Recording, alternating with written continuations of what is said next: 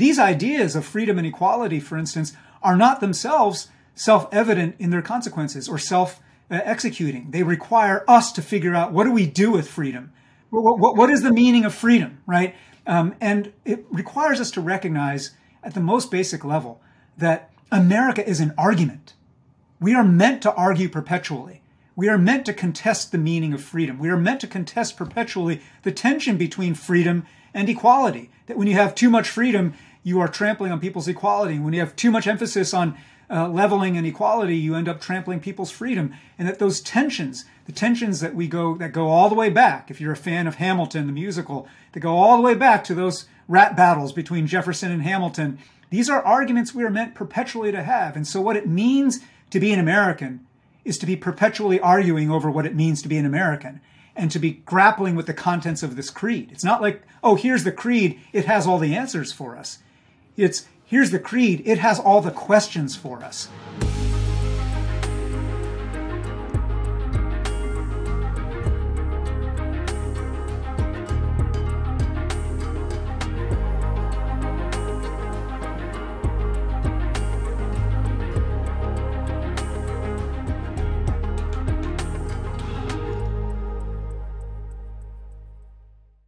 It's a pleasure and privilege to welcome to the podcast the founder and CEO of Citizen University, author of, 6, 7 books, including his latest, Become America, and someone I've admired from afar for a long time, Eric Liu. Welcome, Eric. Andrew, great to be with you. You too. Holy cow, man. Citizen University.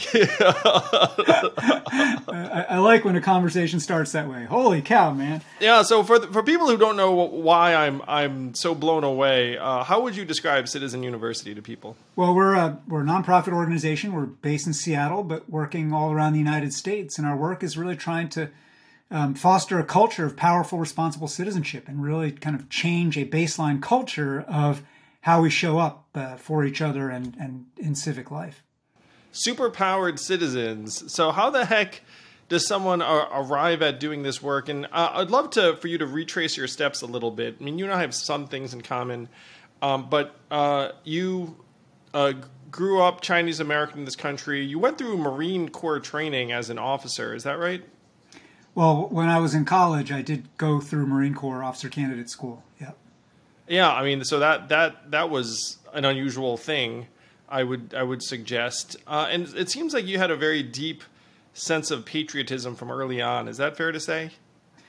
Yeah, I mean, I would say, in terms of background, I am the child of immigrants, and I think, as you know well, when you are child of immigrants, second generation American like that, I grew up, with this strong, mainly unspoken sense in the household, my very Chinese American household, that all I had done was to have the dumb luck to be born here. That my parents had done the heavy lifting, right? And so the question implicitly was, what was I going to do to make this worth it? Wait, do you have siblings? Let's stop there for a second. Do you have siblings? I have a younger sister, yeah. Yeah. So, because my brother and I also have a little bit of why did our parents sacrifice so much? You guys had better do something worthwhile. Yeah. And I think that is, there's something great about that. That can be a lot of pressure, but I think the reality was that, and I say it was mainly unspoken. It was just this expectation. But I think, my parents were born in mainland China, went to Taiwan during those years of war and civil war, came to the U.S. in the late 1950s, met here, in New York, and so I grew up in the Hudson Valley of New York, which you also know well, outside of Poughkeepsie, and my dad and later my mom too worked for IBM.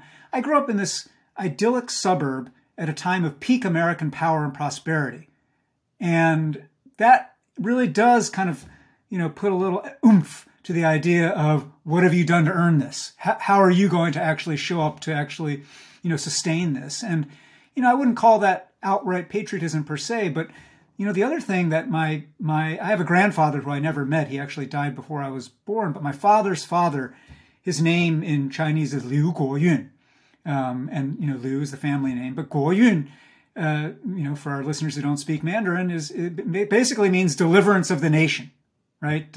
So again, no pressure, but he was the son of a farmer in Hunan province. He became a pilot during the war years. He ultimately became a leader in the nationalist Chinese Air Force, and fought the Japanese, fought the communists, all that stuff. And so I grew up with these stories of this grandfather, and that shaped also my sense of, okay, well, how am I going to be useful to this nation, to my nation, to the place where I've grown up? That's so interesting. You had like this military heritage coming here. Though, believe it or not, I was an IBM brat too. My dad worked for IBM, not that far from your dad. You were in Poughkeepsie. Wow. My dad was at Yorktown Heights. So I went to the IBM my family uncle was days. at Yorktown Heights. Yeah, in 10 minutes we're going to find out we're cousins or something. Yeah, seriously. So you ended up getting into politics also relatively early on. I remember reading about you in the 90s, where you were an official in the Clinton administration, speechwriter, domestic policy advisor, and you wrote a memoir around that time called Accidental Asian that came out in the 90s. I, as someone who's Asian American, I was like, wow, like I think this guy is the most prominent Asian American politico that I know of. How did you get involved in the Clinton administration? Well, first of all, I love the circle of life that I'm now getting to be like, wow, I'm with the most prominent Asian American politico right now. And, I think it is that journey, with the backdrop that I was describing to you of just how my kind of family culture was, be useful, be useful to yeah, that's a pretty good summary. Country. Be useful. That led me in college to explore different kinds of public service. I did internships in Capitol Hill, in the Senate. As I mentioned, I went and did Marine Corps Officer Candidate School, and finished that. I ultimately chose not to take the commission as a second lieutenant because I went after graduation instead to go work in politics. And I worked on the Hill for a few years. And then when President Clinton got elected, I worked for him as a speechwriter. And along the way in doing that in parallel, I was just writing. I started a little magazine in D.C. at that time called The Next Progressive, kind of a Gen X. That was back when Gen X was the young whippersnapper generation. I vaguely remember that time. When we were the ones who were, being looked down upon as the young generation that was clueless and lost and adrift. And I was like, I don't like this narrative. I'm part of a generation of a lot of young people trying to figure it out and trying to make our way together. And so we created this little magazine. That work, plus my work in government, really shaped a large sense of my, of both the opportunity and the responsibility that people like you and I have to use our voice. We both grew up, relatively speaking, with a fair amount of privilege. And the question when you take stock of that is, am I going to hoard it or am I going to circulate it? And to me, getting engaged in politics and public service, getting engaged in the world of ideas was my way of circulating what I knew, what I'd gotten. I went to Yale undergraduate, and there too was very steeped in an idea of be useful. Don't just go do this for your own betterment. And I think that all of that kind of fed this spirit of public service. So you were in public service throughout the Clinton years, and then they brought you back during the Obama years. In that time, you also, somewhere in there, you ended up collaborating with Nick Hanauer on a book, Gardens of Democracy. And while Nick, who's been on the podcast, is trying to fix the economy, you've decided that we have to try and empower citizens. And one of the themes of your last book, and there are a lot of themes, when you talk about how there's a lot of action to be done locally, that you feel like, okay, I spent years in national politics, and then I was the trustee of the Seattle Public Library, and I feel like I learned as much or more as the trustee on the ground, which, by the way, is I think a really powerful theme. So how do you mean? I had a sense of what you meant when you said that, but what was it about the guts of local politics that gave you a different perspective? Well, here again, Andrew, I think if we were to flip roles and I was just interviewing you, the breadth of political experience that you've had just in the last few years that run that same gamut from national politics to, though it's, the greatest city in the world, New York, is still, local politics there. And I think, for me, I loved my time in DC. I was formed in many ways and made many lasting relationships there and friendships. But there's no question for me that the greater portion of my education in democracy and in kind of small c citizenship. And by the way, when I talk about citizenship, Citizen University, my organization, where I'm not talking about documentation status and U.S. citizenship as a passport holding matter. I mean this kind of broader ethical sense of being a member of the body, right? A contributor to the community. And I think it's been living in Seattle these last 22, 23 years that's just given me this deep, deep grounding in what it means actually to try to hold a community together.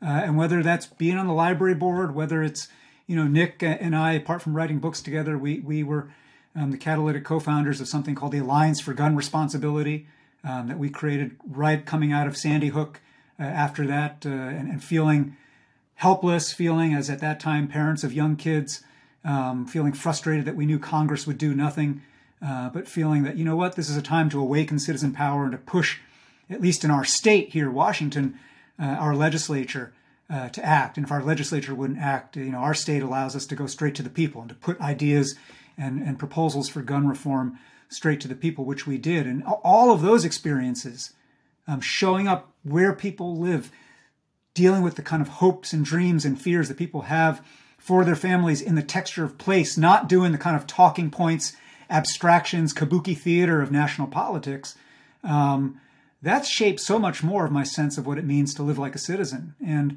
and just to go back a little bit to what you're saying about my first book, The Accidental Asian, and I've written throughout in all my books, whether they were explicitly about race or not, I write a lot about race and American identity. I do think, Asian Americans have a vantage point that needs to be heard and seen more in the discourse that is literally and figuratively neither black nor white, and is about trying to break these binaries that both our racial dialogue and our political dialogue often lapse into. And I think that that way of seeing and thinking also shaped my sense of the way I want to move in the world.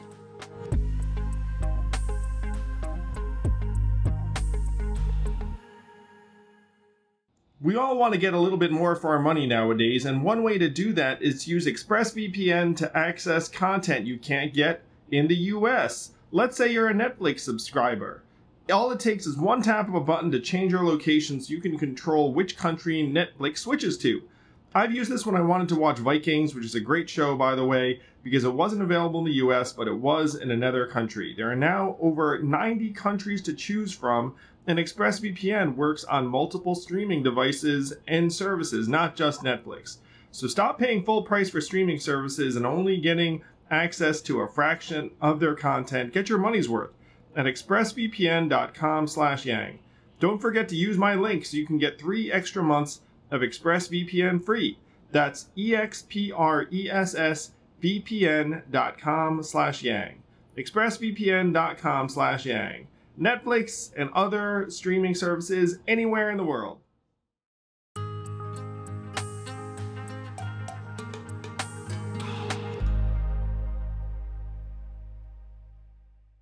I'm going to tell a couple of jokes right now around that, the fact that he's black or white. So I was running for mayor in New York City, and then someone said, we need a mayor of color. And then someone responded, Yang's of color. And then the person said, no, of more color.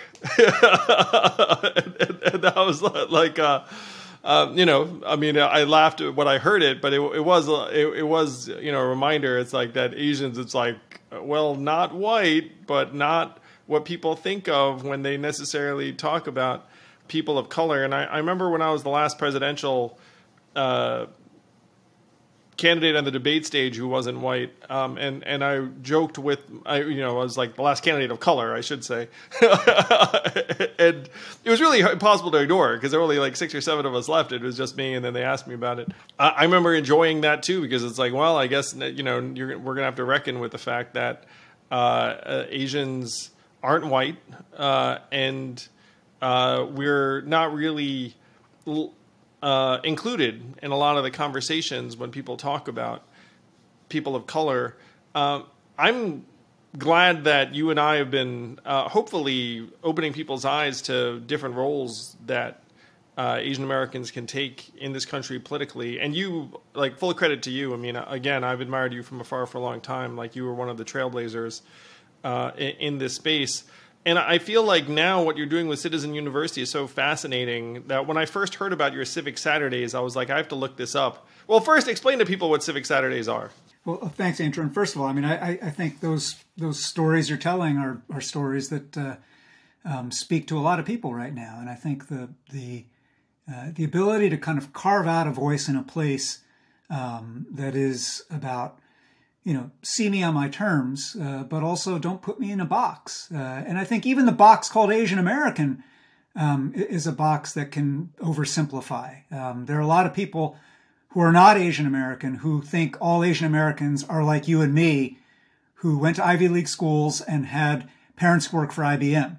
And that obscures a huge portion of the Asian American community that has always been there, that is there, and that has not had opportunity, that has been, kind of stuck in privation and discrimination. And I think that storyline also has to be complexified. But I think have you talked to Jay Caspian Kang about this? Because he also thinks that the term Asian American is in some ways not very apt, or it's obscuring a lot.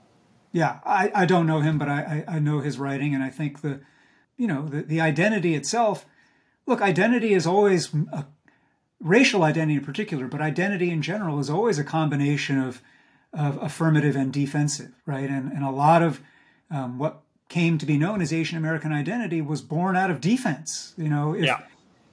If white people were going to indiscriminately discriminate against people and not care whether you were Chinese, Japanese, Vietnamese, Filipino, whatever, and lump you into a category, then at a certain point it became the right thing to do to say, let us take this and turn it into make a virtue out of necessity here, and band together and make a coalition across all these different ethnicities and try to find collective voice. So I think there is positive in that. And that first book I wrote, The Accidental Asian, was a little bit about that ambivalent feeling that on the one hand, I get why this identity emerged, and on the other hand, I don't want labels that overly box people in or overly simplify, or stereotypes about what is even contained in that box, right? Even if we take for granted the label Asian American, we should be able to see that the picture that one conjures up when thinking about Asian Americans shouldn't just be a picture of you or of me. Definitely shouldn't be of just you and me, that's for sure. Your question earlier about Civic Saturdays, this is a big program of ours at Citizen University. And Civic Saturdays are gatherings that we started here in our home base of Seattle, but have since spread all around the country. And we think of these basically as a civic analog to a faith gathering.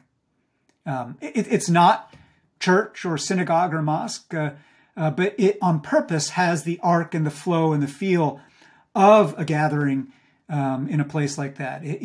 People turn to strangers and introduce themselves and talk about kind of questions that cut past small talk. We sing together. There are readings of texts. Oh, wait. Let's stop there for just a second. Yeah. What songs do you sing?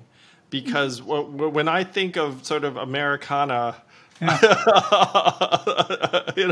I think the things that pop into mind for me are like Bruce Springsteen, but I doubt that's what you all sing.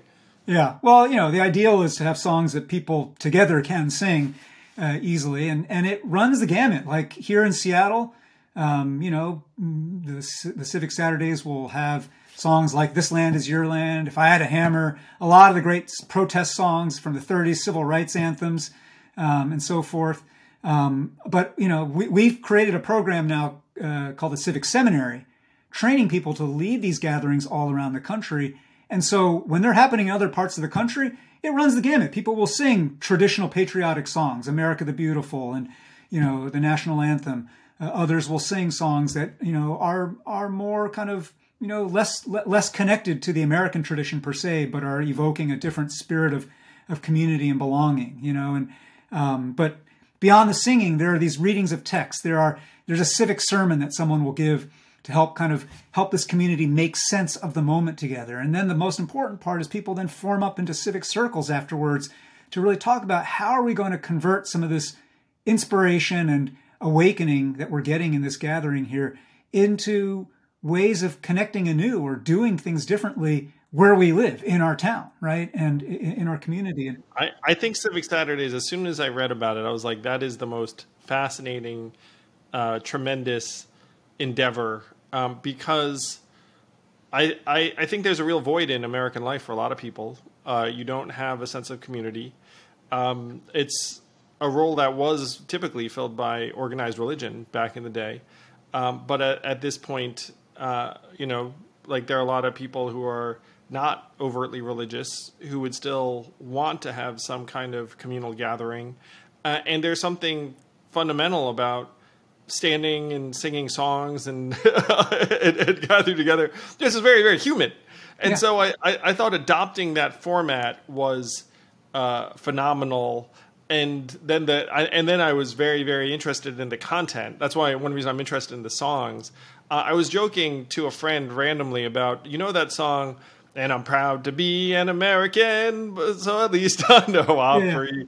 And then that song, I always enjoyed that song. That song apparently has been appropriated as like a Trumpy song, and I'm like, oh no, I can't be a Trumpy song. That's like I didn't know that. For many years, and I'm not sure if this is still the case, that song was actually played at naturalization ceremonies, where immigrants. That's what I'm talking about. Like and you talk about how beautiful naturalization ceremonies are, and you put in your book the oath of naturalization, which is beautiful, and you encourage everyone to go just check out like what's going on these naturalization ceremonies, because there are people that are so pumped to become citizens.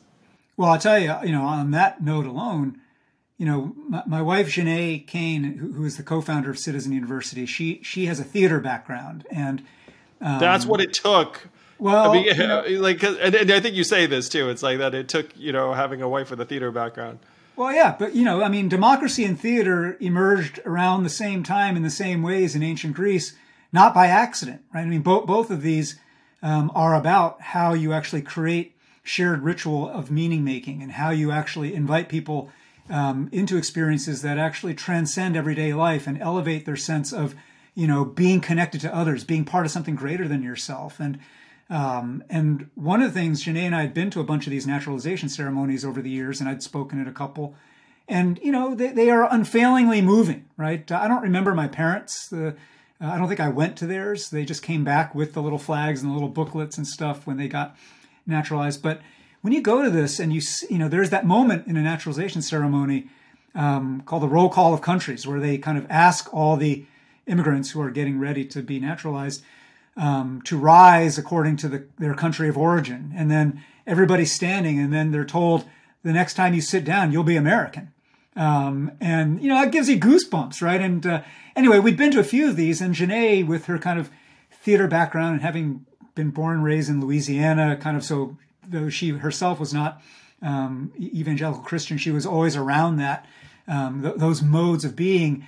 And there's one day we came back and she just started sketching on a whiteboard, like, what if we created something like this, a ceremony and experience like this, that wasn't just for immigrants who've taken the test and want to become United States citizens, but was for everybody, was for people like you and me who, again, had the dumb luck to be born here, but have never actually been invited to contemplate the content of our citizenship, what it means actually to show up here. And what if we could create a ritual that would be for everybody? And she started drawing this revival tent. She's like, it could be, this revival spirit, but instead of being born again, you'd be sworn again. And that was the genesis of this project called the Sworn Again America Project, where we created a little ceremony, a little oath that is nonpartisan, that is centered around service and being useful to our country. And it is usable whether you are, a descendant of the Mayflower, whether your family just got here, whether you are documented, whether you're not documented. It is for all of us to claim this country and to make our commitment to each other in living here. And we've seeded this Sworn Again ceremony, Sworn Again America ceremony, all over the country. I mean, it's happened in places, during the Obama years at the White House, all the way to public libraries, military bases, college campuses, classrooms.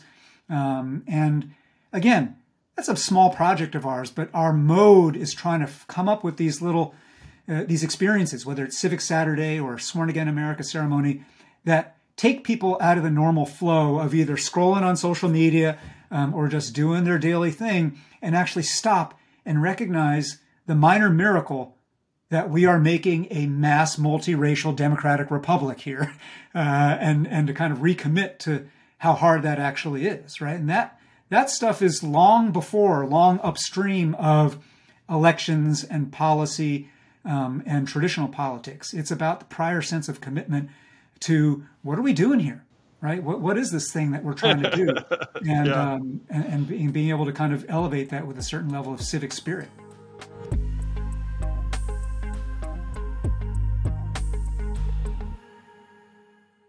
I have always been into my mattress. What do I mean? When I was in my 20s, logically I thought, if I'm going to spend 8 hours a day, ideally, sleeping, I should like the mattress I sleep on. It's probably going to pay for itself over time in terms of health and energy benefits. Technology's come a long, long way since my 20s. And now you can use Helix Sleep to get a mattress that's personalized to you.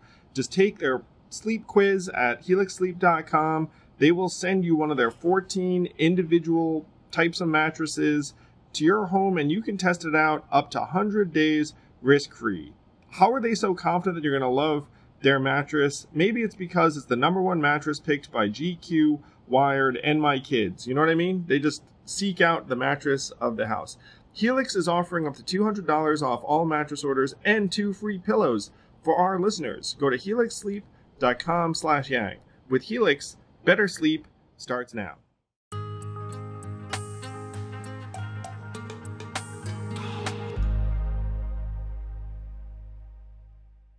Yeah, and you write that what unites America is a creed. It's not anything else. And I thought that was fascinating and apt. When I was growing up, I used to think that what unifies us is culture. Though you and I grew up at a time when there was a bit more of an American monoculture than there is now, back in the days when there were only 3 or 4 TV networks and everyone went and saw the same TV shows and movies, etc. How would you define this American creed that unites us? Yeah, I mean, I think the creed contains ideas that are totally familiar to everybody, ideas that are baked into our founding and our foundational documents, ideas of liberty, equality, equal justice under law, ideas of government of, by, and for the people. These words that in many ways have become sort of, eye-rolly. It's much easier to be cynical about these words or to be scared about the ways in which people have hijacked those words for malevolent ends. But part of what we've got to do as Americans is to recognize that, the kind of remarkable, I would say actually exceptional inheritance that these ideas actually are, and our obligation to sustain them and to kind of sustain a sense of meaning in them. But B, that the way that we do that is not just to say, hey, people, gather around and you need to believe a little bit more in freedom, justice, and equality. Yeah, that's right. I'm going to do it. The way to do it actually is to recognize that these ideas from the get-go were ideas that weren't, we talk about, truths being self-evident in the Declaration of Independence, but these ideas of freedom and equality, for instance, are not themselves self-evident in their consequences or self-executing. They require us to figure out, what do we do with freedom? There is a group right now, as we speak, that's holding the House hostage called the Freedom Caucus, right? What is the meaning of freedom, right? And it requires us to recognize at the most basic level that America is an argument. We are meant to argue perpetually. We are meant to contest the meaning of freedom. We are meant to contest perpetually the tension between freedom and equality. That when you have too much freedom, you are trampling on people's equality. When you have too much emphasis on leveling and equality, you end up trampling people's freedom. And that those tensions, the tensions that go all the way back, if you're a fan of Hamilton, the musical, that go all the way back to those rap battles between Jefferson and Hamilton about the size and the role of government and central national government versus local, voice and control. The fight between the pluribus part of our national motto and the unum part, diversity and unity. These are arguments we are meant perpetually to have. And so what it means To be an American is to be perpetually arguing over what it means to be an American and to be grappling with the contents of this creed. It's not like, oh, here's the creed, it has all the answers for us. It's, here's the creed, it has all the questions for us. And our job is to know enough about our history, know enough about how people before us have argued the creed, know about the things that people have fought for, fought each other for, struggled for, the ways in which they have not given up and not succumbed to mere cynicism. You know, if black people in the United States in the 1920s, 30s, and 40s had just said, you know what, enough. It's been 70 years of Jim Crow. I'm giving up on the idea of freedom. I'm just rolling my eyes at equality. That's never coming, right? Then you and I would not be here right now having this conversation. But because a critical mass of people said, you know what, I insist on the meaning of these ideas, even though they've been betrayed from the get-go and betrayed over and over again. And even though I today labor under a system designed to betray those ideals, I still insist that they mean something. And I'm going to organize by 5, by 10, by 100, by 1,000 people to come together and shift the norms that shift the culture that finally will shift the law, in that case around segregation and civil rights. But I think all of that means what, the creed is an invitation to us to grapple with its meaning and then to ask, what are we going to do with it? What are we going to do about it? And that to me, again, like, yes, that will eventually get you to politics, elections, running for office like you did, serving in government like I did.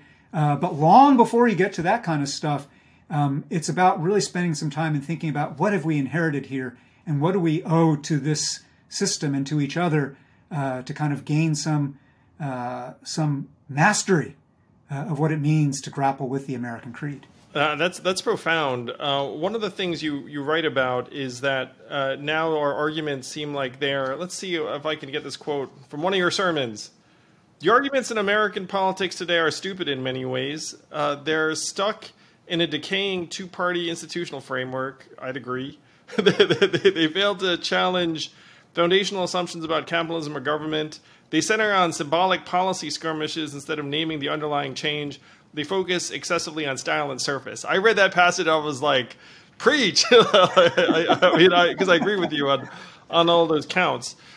So why does it seem like we're having dumber and dumber, less and less substantive arguments? And what can we do to try and drag them into more productive zones? Because right now it does seem like it's just increasingly just clash, incoherent. It's like, and I don't even know what victory looks like anymore because we're not translating it into effective policy. I think about our work at Citizen University often by distinguishing between culture and structure. And you've already talked about both culture and structure. And I want to get back to what you're doing now with Forward Party and other such endeavors. On the culture side, what has made our arguments more stupid, what has made our civic and political discourse so unsatisfying, has a lot to do with the incentives of the communications mediums of our times, right? So you don't think social media is making us more productive there? Yeah, social media is tearing us apart, inclusively. It rewards heat. It rewards the sensational. It rewards kind of, Amanda Ripley, the author, has a great term for this: conflict entrepreneurs. That is a great term. People who make a living and find their life's purpose in finding wedges where they can stir up fake debates and false choices and false binaries that then lead people to kind of, are you with us, against us, and kind of amplify their echo chambers, right? That culture, which is, it's longstanding. It didn't get invented with social media, but social media has now made it a deep, deep pathology. That's one part of it. But the structure piece, and this is where what you're, doing right now is important. It's also that we have a structure that feeds false choices and binaries, right? And that, of course, begins with a two-party system, but it also begins with a system of, elections that are, winner take all, first past the post, and all the work that you're doing now with Fair Vote and others to, advance ranked choice voting as a way to actually, again, complexify the ways in which the republic represents us, right?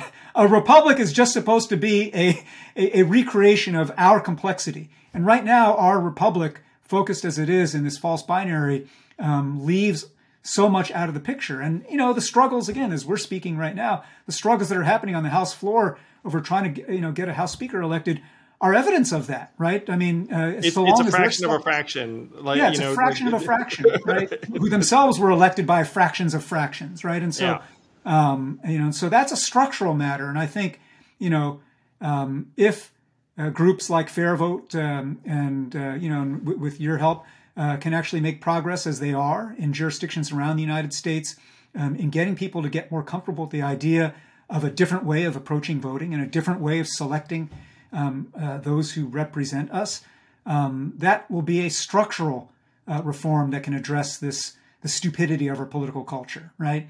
But I think, part of it at the end of the day, too, because, to people who are listening to us right now, like, they're like, yeah, I agree, but what do I do, right? Yeah, and I think, I think from my vantage point at Citizen University, what we tell folks is the other driver of stupidity in our politics is the way in which all of it is mediated such that you have there are no consequences. You can torch and flame somebody on social media. You never see them again. You have no relationship or continuing interaction with them.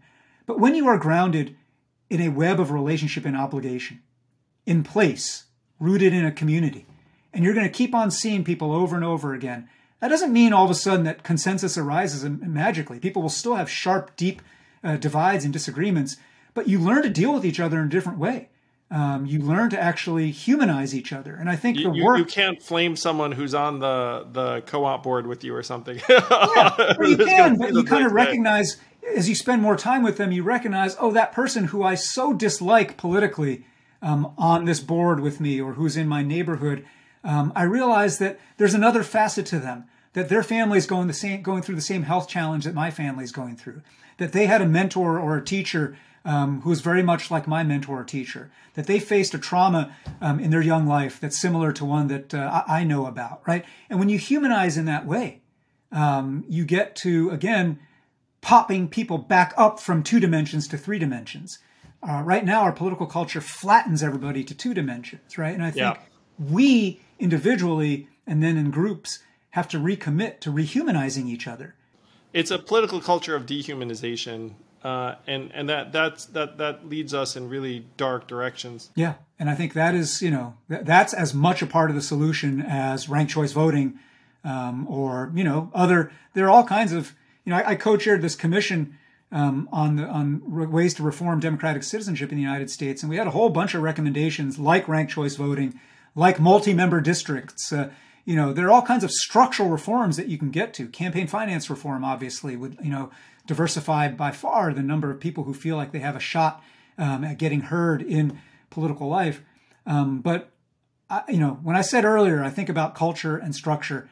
In my view, and in the work of Citizen University, we think that culture is upstream of structure, that culture precedes structure, that culture defines the parameters and the room of possibility for your fights around policy in the structural realm. And so if you have a culture that is dehumanizing, binary, polarized, nihilistic, no memory, no commitments, then your room for structural change is very limited, right? Your ability to actually advance policy is about as wide as what you see it happening on the House of Representatives right now, right?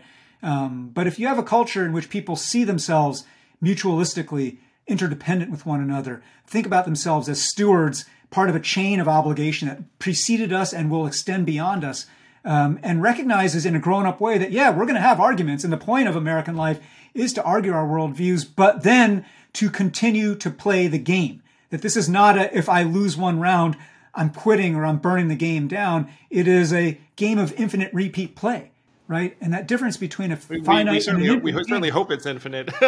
Well, again, you got to act as if it's infinite. And that is the leap of faith that you've got to take. Because once a critical mass of us start acting as if it's finite, as if you could actually wipe the other party or the other team or the other side off the face of the earth and just gain total power, then you get into a death spiral.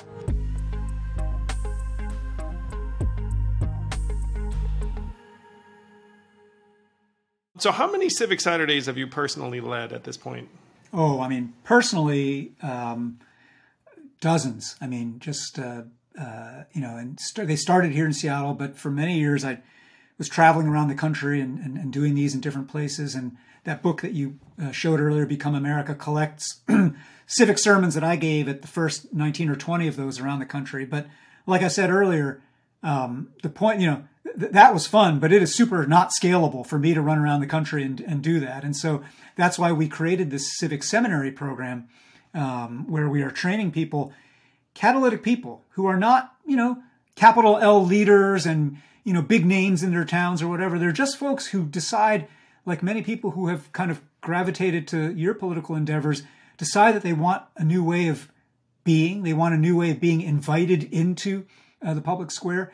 And they raise their hand. And we've been training, we just trained our 18th cohort of these folks. They come from tiny, small towns of 500. They come from big cities, and they are leading Civic Saturdays everywhere. There are people watching this right now that are like, ooh, how do I sign up for this? Like, what is there a selection process? What did they do?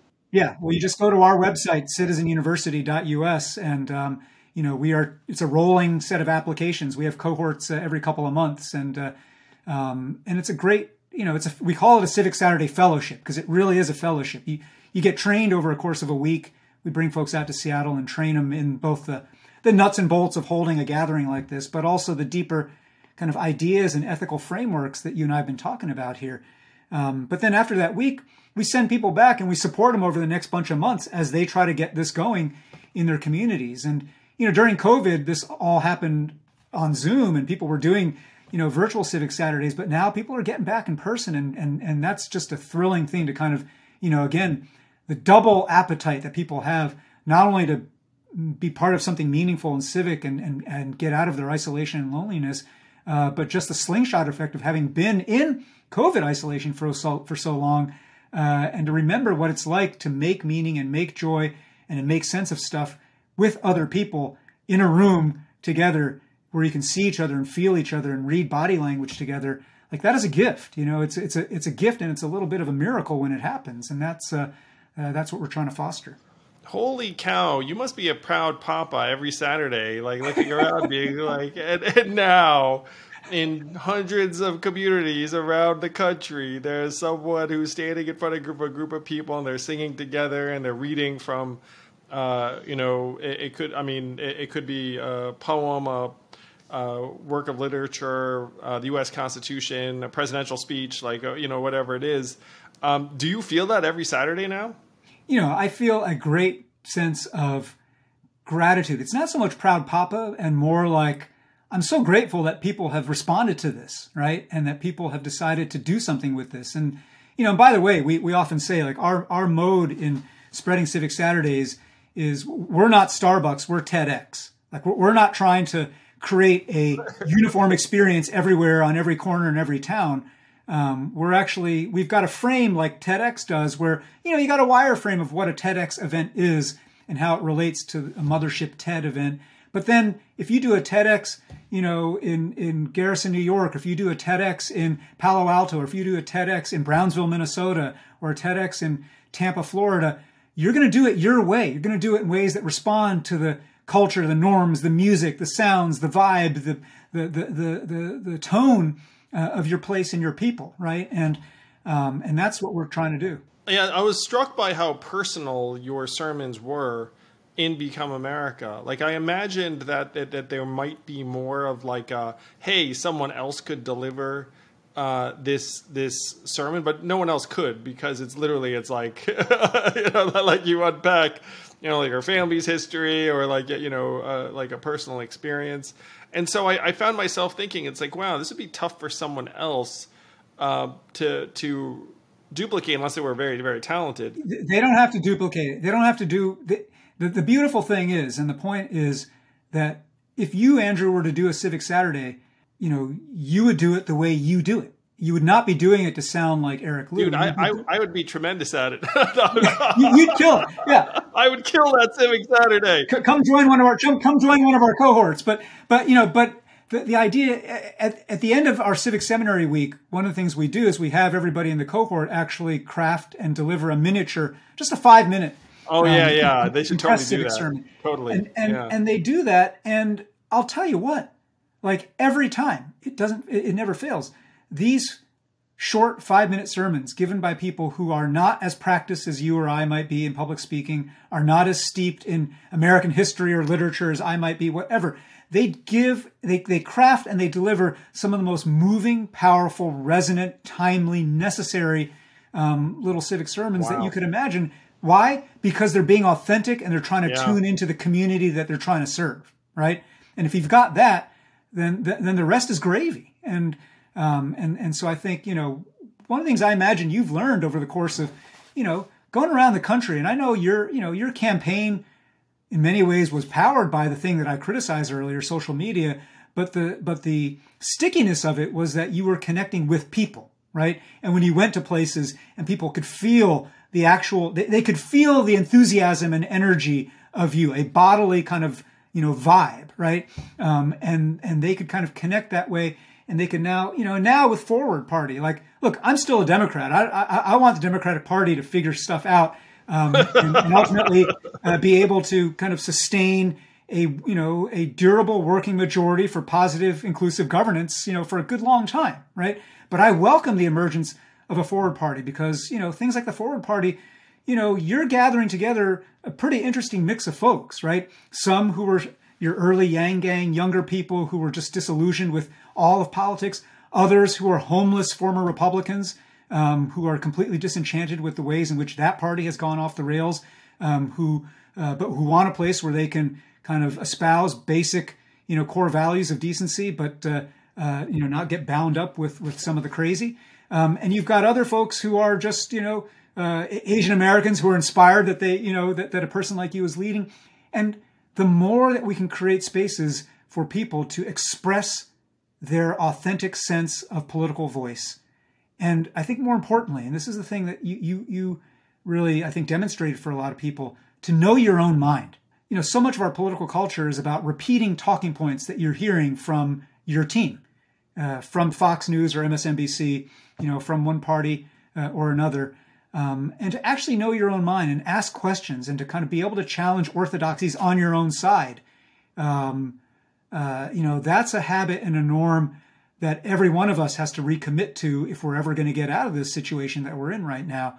And so endeavors like Forward Party, I hope will actually, encourage people to do that.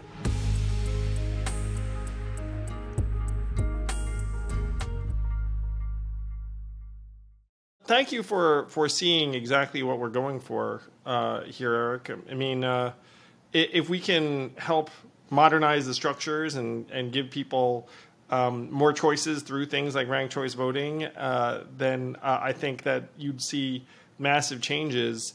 And hopefully everyone who's part of the Forward Party wants those things, wants more voices to emerge in a less polarized system. I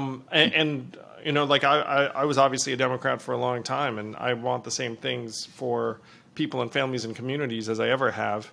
At this point, I just wish that more people had the same spirit you do, which is like to have the confidence to say, hey, I like this, but something that's going to be good for the system, like I can be for too.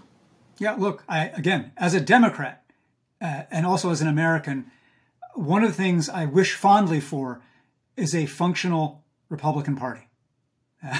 It's not good for a society to be a mono-party society. It's not good for a society to have one party claim, all the symbols of, patriotism or American identity.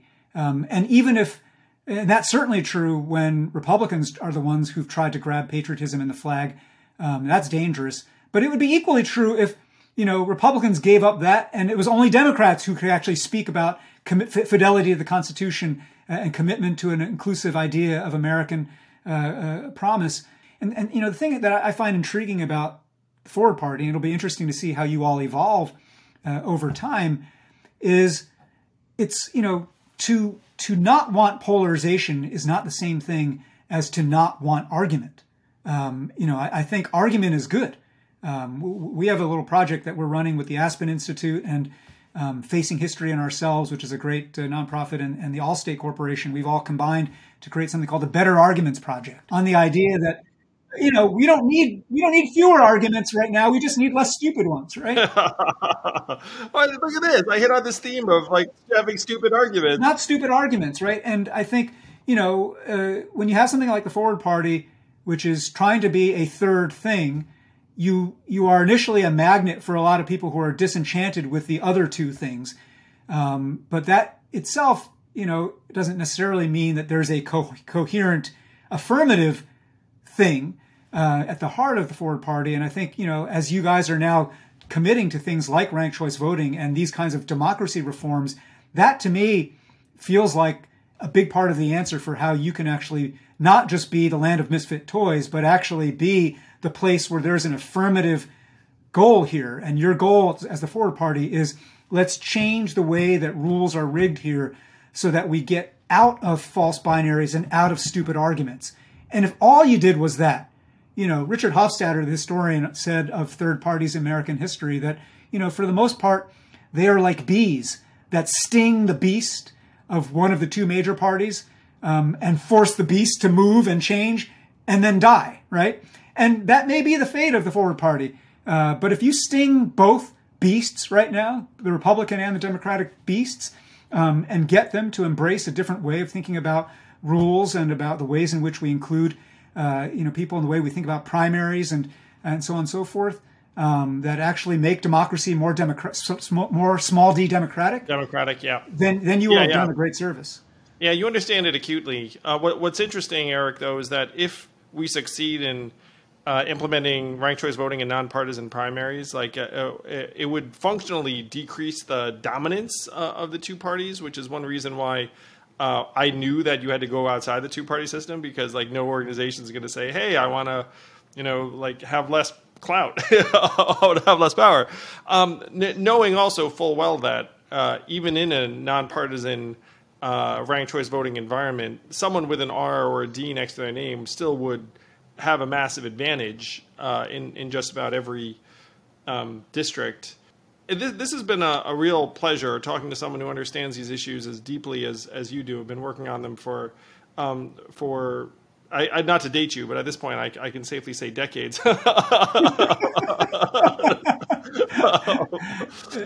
It's a blessing to keep getting to do this stuff. So, citizenuniversity.us, I know a lot of people watching this right now or listening to it are thinking ooh, I'd love to sign up for Civic Saturdays. How else can people keep up with you, benefit from your work, support you and your organization? Yeah, well, thanks for that, Andrew. I think, I want to tell you about a couple other projects that we have going at Citizen University that are ways that people might also be able to connect. For years, we've been running this program called the Civic Collaboratory, which is essentially a mutual aid network of civic innovators drawn from across the political spectrum, across all sectors of civic work, silos of civic work, whether it's immigrant rights, veterans, civic education, civic tech, you name it. And it has included people that run the gamut from Tea Party co-founders to Black Lives Matter advocates and activists. And the through line is, are people innovating in civic life to try to make civic life more inclusive and more kind of to foster bottom-up power, right? And for years, we did this as a national thing. And we call it a mutual aid society because we had this format at the heart of it called the Rotating Credit Club, which is kind of like it's like a lending circle where every time we meet, 4 or 5 members of the group will present to the full group, here's a project I'm working on, here's an endeavor, here's an initiative, or a new party I'm launching, or whatever it might be. And the rest of the group has to offer not critique or commentary, but actually hard commitments of help and just kind of put into the pot. Like, I commit to help you with this. I commit to introducing you to this funder. I commit to strategizing with you. I commit to doing an alliance with you on this project, whatever it might be. And you might make commitments to somebody you just met at that meeting because the vibe and the norm is what goes around comes around. It'll be your turn to be in rotation a few meetings down the road, and you want that same kind of leaning in to happen for you. Well, we've been doing this nationally for 10, 12 years, and in the last couple of years, we realized actually this format probably could work even better if it was rooted in place, if it was, Yeah. In a local way. And so we piloted that in Chicago. We've now got it going in Atlanta. One message I would have for anybody who's watching is we are looking for places all around the United States right now that could seed a local place-based collaboratory. And we will train folks. You're going to get some requests out of this for sure. We will train folks on how to run these and how to organize them, and then send you back out to hold this kind of space, right? And I think this is the bottom-up spirit of this. When you talked about how, in the work of the Forward Party, the two major parties are not necessarily going to, be excited about things that might diminish the power that they have, in a duopoly. This is where you can actually make a virtue of the unfortunate fact that we have all been geographically sorting so that many communities are politically monolithic, and which is to say, all politics is local, but all reform of politics should be local too, right? And so, if you're in a place like Seattle, which is a deep blue place, where the only difference here is, are you a Democrat or are you a socialist, right? Then to propose things like ranked choice voting is not about kind of helping Republicans. There are no Republicans who have the ability to get elected in a community like Seattle. So now you're just among a circle of progressive people. How are you trying to make the process of policymaking and elections more inclusive and more representative of different people's issues, right? And the same would be true, in a red city, in a red community, Missouri or wherever. Yeah, yeah, totally. Yeah. And I think that kind of, but the local civic collaboratory is another invitation that I want to put to people. And we've created a youth collaboratory as well, where high school students around the country join the National Civic Collaboratory every year. Both to get their own mentorship and exposure to these, incredible people, but also to practice, to do their own civic power projects, to start figuring out, how am I going to make change in my community? And so if you're a high school student somewhere in the country, sign up for that and join us for that. Well, thank you for the gifts, Eric. Thank you for your incredible work on behalf of really all Americans. It's a joy to talk to someone who's literally just trying to supercharge citizenship in the way that you have. I enjoyed your latest book, Become America, Civic Sermons on Love, Responsibility, and Democracy, a great deal. And I hope we can find ways to work together.